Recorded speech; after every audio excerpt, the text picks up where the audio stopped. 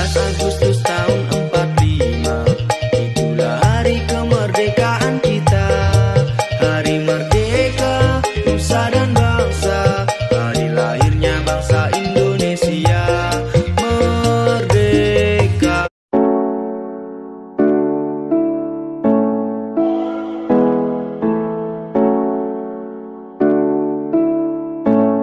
Ini. Nah, secara kajian, kemerdekaan itu adalah fitrah manusia. Fitrah. Ya, fitrah manusia itu kemerdekaan. Jadi, kenapa kemerdekaan itu disebut dengan fitrah manusia? Karena manusia itu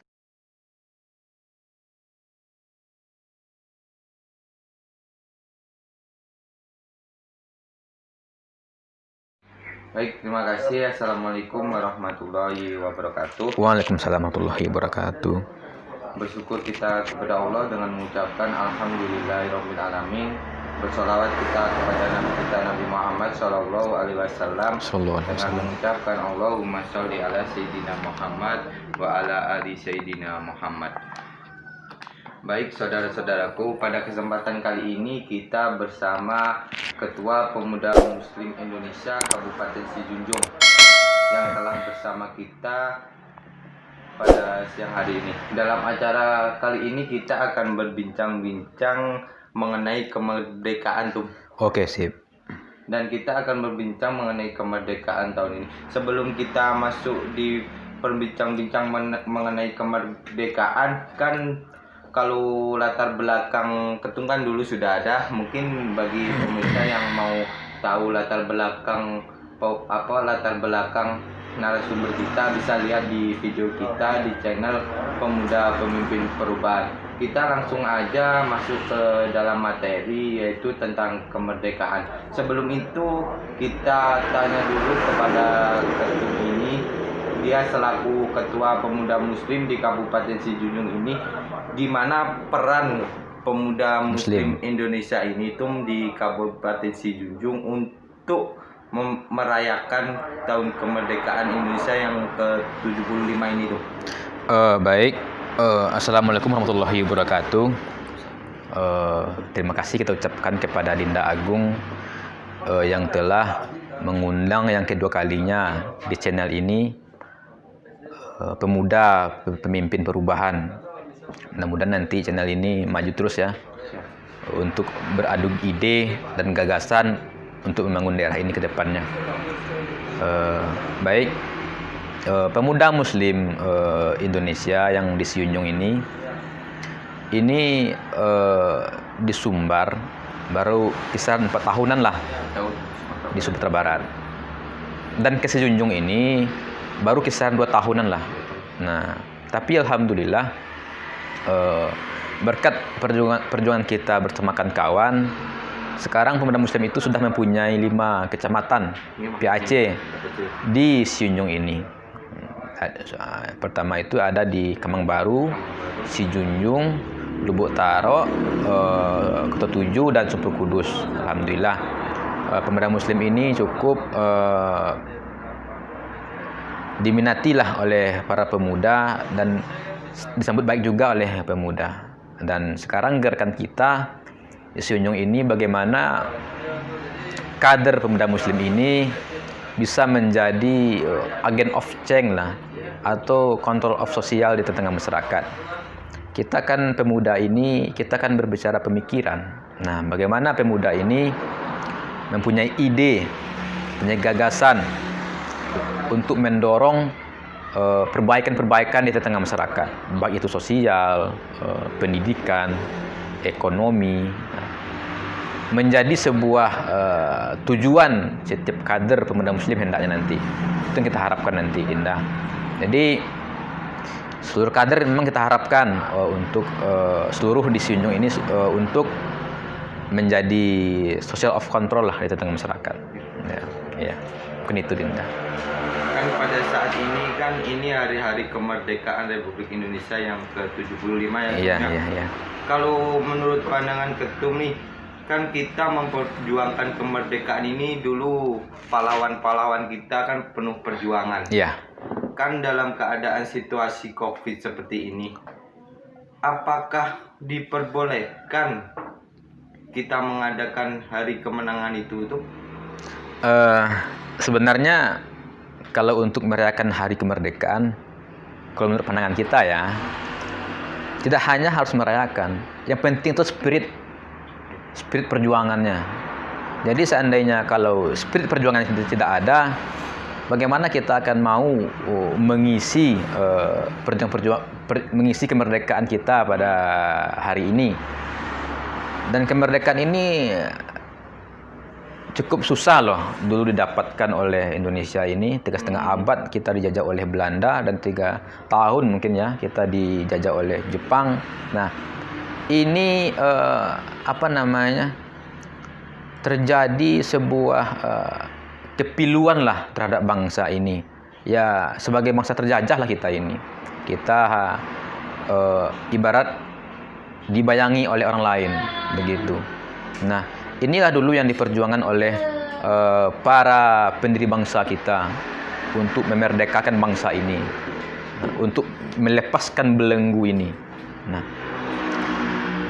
secara kajian, kemerdekaan itu adalah fitrah manusia. Iya, fitrah manusia itu kemerdekaan. Jadi, kenapa kemerdekaan itu disebut dengan fitrah manusia? Karena manusia itu mempunyai akal. Akal itulah yang membuat manusia itu merdeka. Nah, kemerdekaan itu dalam artian kebebasan.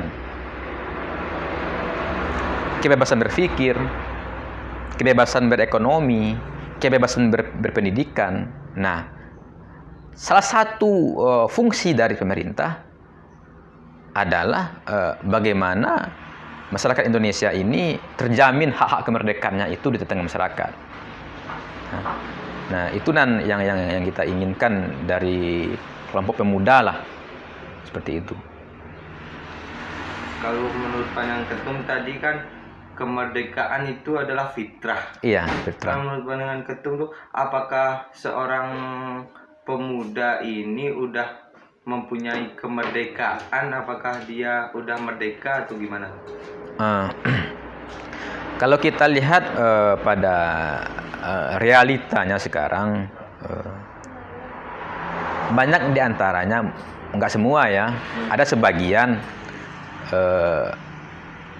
pemuda kita belum mendapati kemerdekaan itu secara universal. Yang pertama itu adalah kemerdekaan dalam berpikir. Banyak pemuda-pemuda kita yang mengungkung pemikirnya itu, sehingga pemikirnya itu nggak mau bertambah gitu. Jadi pemuda kita itu stagnan pemikirannya. Jadi seakan-akan pemuda kita itu mengungkung akalnya itu untuk berpikir. Jadi timbullah kemalasan. Nah, itu. Jadi yang kita harapkan pada umumnya pemuda kita ini, kita memang berharap kemerdekaan itu memang harus didapatkan oleh pemuda. Nah, kemerdekaan itu adalah hal yang fitrah. Harus diwajibkan setiap pemuda itu memiliki kemerdekaan. Karena kemerdekaan itu adalah barometer kemanusiaan. Nah, barang siapa yang tidak merdeka secara individu, berarti dia dipandang setengah manusia lah. Begitu. Sebab dari zaman penjajahan maupun di zaman Nabi dan Rasul, itu orang-orang ini memperjuangkan kemerdekaan. Begitu. Bagaimana dulu zaman pra-Islam di Mekah itu? Bagaimana Nabi kita itu dulu memperjuangkan, membebaskan budak-budak? Karena orang yang tidak merdeka itu statusnya sama dengan binatang. Begitu. Nah, Islam, bagaimana Islam itu menjunjung tinggi martabat kemanusiaan. Nah, begitu. Nah, kita ingin pemuda-pemuda intelektual ini mengembalikan kemerdekaan itu kepada fitrahnya kembali. Kita ingin pemuda sebagai penggerak ini mengembalikan kemerdekaan masyarakat itu pada tempatnya. Nah, itu yang kita harapkan sekarang ini di Nagung. gitu. Berarti seluruh pemuda di sini menurut itu tadi berarti sudah merdeka tuh? Sudah merdeka. Kalau sudah merdeka, kalau kita melihat di sini Indonesia ini apakah sudah merdeka, apakah belum? Kalau Indonesia, kalau kita lihat secara lahirnya mungkin sudah merdeka. Kemerdekaan gitu hanya terbebas dari penjajahan. Ya. Cuman masalah kebodohan, masalah ekonomi, masalah pendidikan kita belum merdeka. Contohnya masih banyak loh adik-adik kita, saudara-saudara kita yang nggak punya uang, nggak bisa sekolah. Nah, tugas kita sebagai pemuda ini, bagaimana pemuda ini mendorong pemerintah itu, oh ini loh, tolong loh ini apa namanya ini, dibuat kebijakannya supaya adik-adik kita, cucu keponakan kita ini bisa sekolah walaupun tak punya uang. Nah, kemudian bagaimana pemuda itu bisa mendorong kemerdekaan ekonomi untuk masyarakat kita. Nah, itu yang kita harapkan, Dinda. Begitu. Kalau kita melihat kan sekarang ini Dirgahayu ke 75 ya. Kalau kita melihat di sekarang ini tidak semeriah tahun dulu ya. Iya ya. Apakah ini mengurangi rasa gairah pemuda? Kan kebanyakan kalau dulu kebanyakan pemuda mengadakan kegiatan-kegiatan lomba-lomba untuk memeriahkan tahun kemerdekaan Indonesia yang ke-75 ini tuh. Tapi sekarang kalau kita melihat dalam situasi Covid seperti ini, pemuda ingin merayakan kemerdekaan Indonesia dihalang-halangi itu tidak diperbolehkan karena masih situasi Covid. Tapi kenapa orang yang mempunyai jabatan-jabatan tinggi dia bisa merayakan, contoh merayakan acara rapat anggota dewan, rapat pimpinan daerah, dia bisa mengadakan itu. Dan tapi ketika pemuda ini mau mengadakan lomba tidak diperbolehkan, gimana pandangan itu? Nah, ini mungkin ada yang salah mungkin ya di dalam diri pemerintahan kita. Kalau menurut kita ini gimana letak salahnya? Seakan-akan semua acara Pemda itu, semua kegiatan Pemda itu sangat penting bagi daerah ini. Padahal kalau kita lihat, pemuda ini lebih penting loh dari mungkin dari semuanya. Sebab pemuda ini adalah human investment bagi daerah, investasi daerah. Pemuda inilah nanti yang akan menentukan baik atau buruknya daerah ini ke depan. Begitu. Nah, menurut pandangan kita pada Dirgahayu ke-75 ini, boleh saja pemuda itu membuat acara. Tentu terus mengikuti protokol kesehatan. Apalagi sekarang kita kan sudah berada dengan new normal ya, new normal. Abang kira itu nggak masalah. Kalau kita lihat pada hari ini, cuman harus diikuti, tetap patuh kita terhadap protokol kesehatan, gitu. Kadang kan pemuda ini kalau ada acara mungkin jarang juga ya, mungkin terlalu sibuk, jarang juga nanti memperhatikan peraturan protokol kesehatan. Nah, ini yang kita ragukan nantinya. Nah, kita kan kembalilah. Sebenarnya memperingati hari kemerdekaan ini sebenarnya yang kita harapkan itu ruhnya. Nah, gitu. Jadi ruh kemerdekaan itulah nanti yang merubah tatanan kita sebagai anak bangsa ini ke depan. Bayangkan kalau seorang anak bangsa itu tidak mempunyai ruh perjuangan. Begitu. Nah, itu yang kita harapkan. Kita berharap para pemuda kita ini mempunyai ruh itu, ruh perjuangan, ruh keislaman, ruh adat. Itulah yang membuat bangsa ini hidup. Bayangkan seandainya kita ini nggak punya ruh. Begitu juga daerah ini, bangsa ini tanpa ruh, tanpa adat, tanpa nilai kebangsaan, matilah kita. Nah, bagaimana pemuda itu tetap memperjuangkan nilai-nilai kemanusiaan, nilai kebangsaan dalam dirinya itu. Nah, itu sudah abang sudah melihat, itu sudah bagian dari memperingati hari kemerdekaan ini. ketika beliau mempertahankan nilai-nilai kebangsaan beliau itu dalam diri pemuda itu sudah bagian dari memperingati hari kemerdekaan. Kalau kita lihat cuman memerayakan contohnya Manjat Pinang atau lomba-lomba, itu kan cuman seremonial saja itu. Begitu. Mungkin itu, Linda. Apa peran pemuda Muslim Indonesia ini dalam memperingati Hari Dirgahayu yang ke-75 ini tuh? Kalau untuk sekarang, kita memang kemarin ada mungkin membuat kegiatan di beberapa PAC.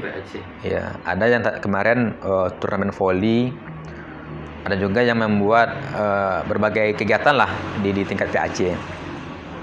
Kita juga mendorong itu.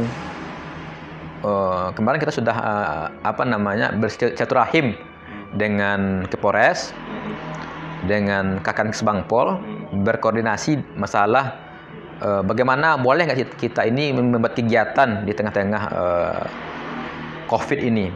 Nah, itu kemarin kita bicarakan dengan Kapolres dan Kakang Bangpol. Dan kembali lagi, memang kita berharap pemuda Muslim tidak hanya membuat acara-acara seremonial di tengah-tengah COVID ini. Kita berharap pemuda Muslim ini seluruh kadernya itu mempunyai ruh perjuangan, gitu. Nah, sekarang kan kita lihat ini tatanan sosial masyarakat kita, masalah ekonomi, pendidikan, sumber daya manusia. Nah, seandainya kader kita ini nggak punya roh perjuangan, nah bagaimana daerah ini akan berubah? Nah, kami selaku Ketua Umum Pemuda Muslim Sijunjung terus menekankan kepada setiap kader, setiap kursus yang kita bikin di PAC itu, terus kita berpesan kepada kader kita untuk terus menjadi terdepan lah untuk perubahan sosial di masyarakat ini. Itu yang kita harapkan seluruh kader kita. Kita akan terus membuat pelatihan untuk meningkatkan kapasitas kader kita di Pemuda Muslim ini. Begitu. Kita kan berharap nanti kalau seandainya kader kita ini mempunyai nilai kebangsaan, nilai keagamaan, dan nilai adat, nah inilah nanti yang akan mengisi kemerdekaan ini ke depan. Begitu dia, Linda. Kita harapkan nanti.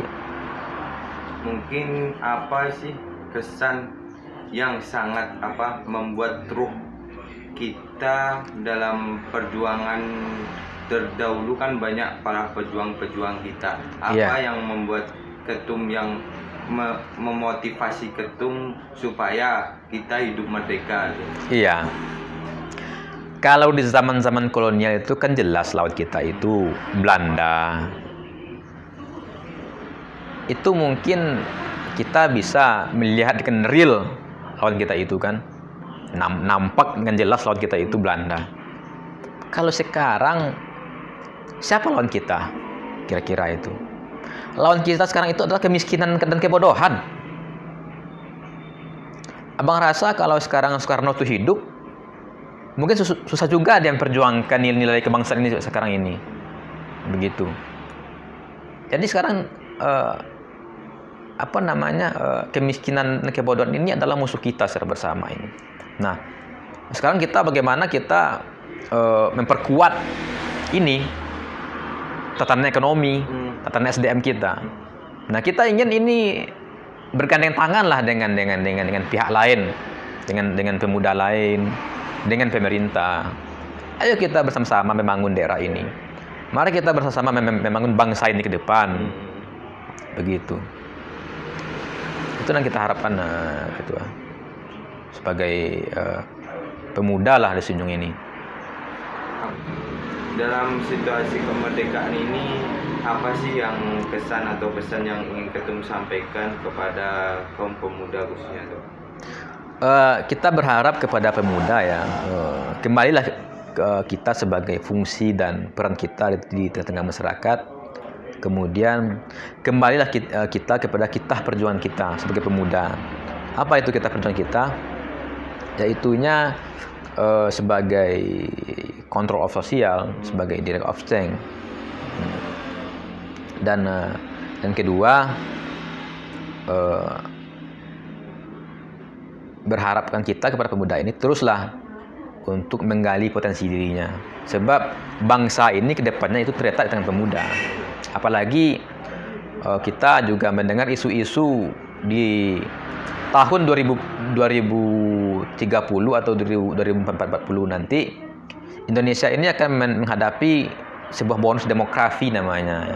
Nah, di mana bonus demografi itu nanti pemuda lah yang mengisi di semua lini bangsa ini. Nah, tentu dengan mengisi itu, tentu kita siapkan dulu SDM ini, begitu. Nanti kalau SDM ini nggak kuat, nah walaupun kita dapat bonus demografi, kan percuma itu kalau SDM kita nggak kuat. Nah itu, mungkin itu gitu.